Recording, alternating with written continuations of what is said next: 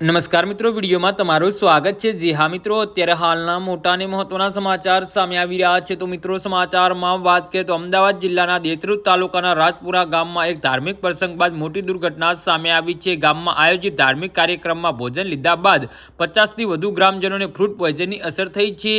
ઉપકારની ફરિયાદ થતાં સમગ્ર પંથકમાં દોડધામ મચી ગઈ છે। રાજપુરા ગામે એક ધાર્મિક કાર્યક્રમનું આયોજન કરવામાં આવ્યું હતું, જેમાં મોટી સંખ્યામાં ગ્રામજનોએ પ્રસાદી રૂપે ભોજન લીધું હતું। ભોજનમાં સેવ ખમણી પીરસવામાં આવી હતી। જમ્યાના થોડા સમય બાદ એક પછી એક લોકોને ઉલટી, ઉબકા અને પેટમાં દુખાવાની ફરિયાદો શરૂ થઈ હતી। જોતજોતામાં અસરગ્રસ્તોની આંકડો 50ને પાર કરી ગયો હતો અને તબિયત લથડતાની સાથે અસરગ્રસ્તોને તાત્કાલિક સારવાર માટે ખસેડવાની પ્રક્રિયા હાથ ધરવામાં આવી હતી। વધુ ઇજાગ્રસ્તોને દર્દીઓની કિડનીની ભાગ્યોદય હોસ્પિટલમાં દાખલ કરવામાં આવ્યા હતા અને કેટલાક ગ્રામજનોને નજીકની ખાનગી હોસ્પિટલોમાં પણ સારવાર અર્થે લઈ જવામાં આવ્યા હતા।